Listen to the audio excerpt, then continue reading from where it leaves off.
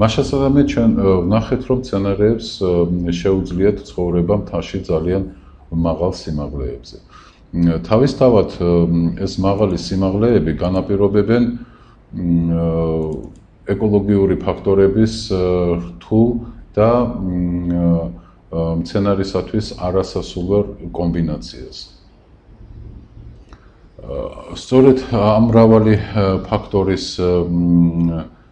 და საინტერესო ფაქტორის ეკოლოგიური ფაქტორის გამო ბიოლოგთა მრავალთაობას იზიდავდა მცენარეთა ინთავისებურებათა შესწავლა, რომლებიც საშუალებას აძლევდათ მათ ეცხოვრათ მაღალთის ექსტრემალურ კლიმატურ პირობებში. მაგრამ რა არის ექსტრემალური გარემო? რას უნდა ვუწოდოთ ჩვენ ექსტრემალური?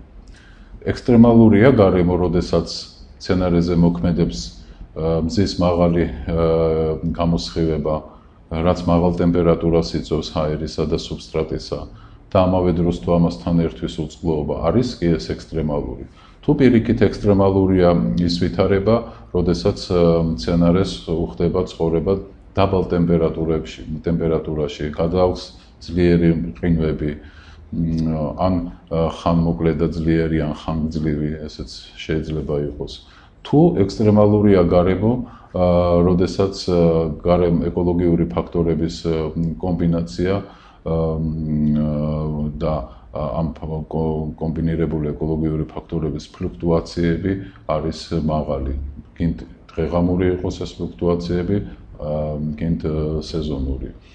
ან ყველაფერი ეს ერთად და პლუს რამდენიმე სხვა ეკოლოგიური ფაქტორი დამატებული ასევე. რას ეწოდება ექსტრემალური გარემო? ექსტრემალური ნიშნავს უკიდურეს, ზღვრულს, განსაკუთრებულს, ოპტიმალურისგან მკვეთრად დაშორებულს დადებითი ან უარყოფითი მნიშვნელობით. დედამიწაზე არის ადგილები, კერძოდ პოლარული უდაბნოები, მთების ძალიან მაღალი სიმაღლეები, ღრმა და ბნელი კარსტული მღვიმეები, გეიზერები, მოქმედი ვულკანის კრატერები და მათი მიმდებარე ტერიტორიები, გაქვავებული ლავა, გადარეცხილი ნიადაგები, სადაც ჭურჭლოვან მცენარეთა ცხოვრება შეუძლებელია. ექსტრემალური გარემოს წარმოქმნას განაპირობებს როგორც ბუნებრივი, ისე ანთროპოგენური ფაქტორები ან მათი კომპლექსური ურთიერთქმედება. საერთოდ ეკოლოგიაში ფაქტორების კომპლექსურ ურთიერთქმედებას გადამწყვეტი მნიშვნელობა აქვს ხოლმე, ვინაიდან იშვიათია ისეთი სიტუაციები, როდესაც მხოლოდ ერთი ფაქტორის ხანგრძლივი ზემოქმედება ფიქსირდება. პირიქით ისინი ერთმანეთთან არიან მჭიდროდ დაკავშირებული, ვინაიდან ჰაერისა და სუბსტრატის ტემპერატურის ზრდას ან დაცემას განაპირობებს მზის რადიაციის ინტენსივობა. მაღალი ტემპერატურა კი თავის მხრივ განაპირობებს ჰაერის ტენიანობის შემცირებას, ასევე ნიადაგის ტენიანობისა და ასე შემდეგ. ამიტომ ეს ეკოლოგიური ფაქტორები ყოველთვის ძირითადად არიან ერთმანეთთან მჭიდრო კავშირში. მცენარის აი ასეთ ვითარებაში მცენარის სასიცოცხლო სტრატეგია ხორციელდება ხანგრძლივი ევოლუციის პროცესში ჩამოყალიბებული ადაპტაციური მექანიზმების მეშვეობით, რომლებიც მიმართულია კონკრეტული გარემო პირობებისადმი შეგუებაზე, ანუ ადაპტაციაზე. თვით ტერმინი ადაპტაცია წარმოდგება ლათინური სიტყვა adaptodან, რაც ნიშნავს მისადაგებას. ადაპტაცია არის ცოცხალი ორგანიზმის, იქნება ეს ინდივიდი, პოპულაცია, სახეობა და მისი ორგანოების აგებულებისა და ფუნქციების გარემო პირობებთან შეგუების რთული და უნივერსალური პროცესი.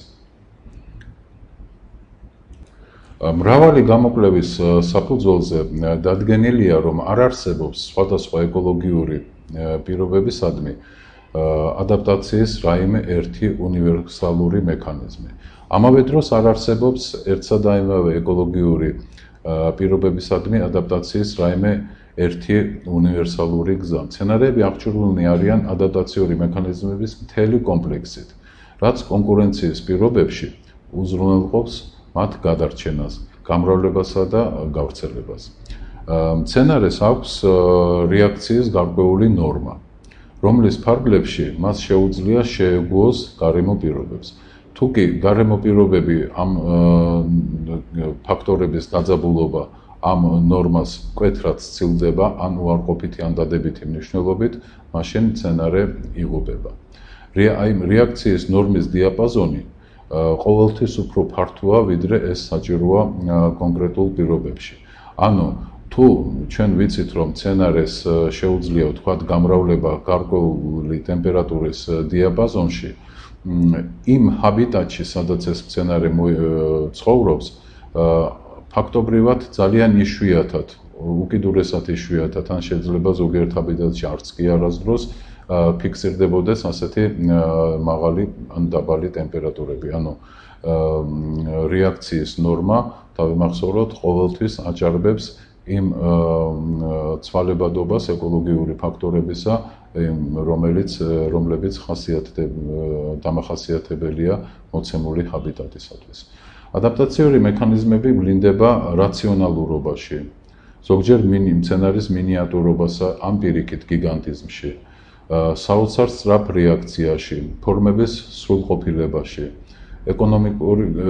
ეკონომიკური გამოსავლის მაღალ პროცენტში, ანუ ეკონომიურობაში მცენარის ცხოველმოქმედებისა, უმაღლესი მარგი ქმედების კოეფიციენტსა და გასაოცარ თითქმის იდეალურ მიზანშეწონილებაში და მისადაგებაში იმ გარემო პირობებისადმი.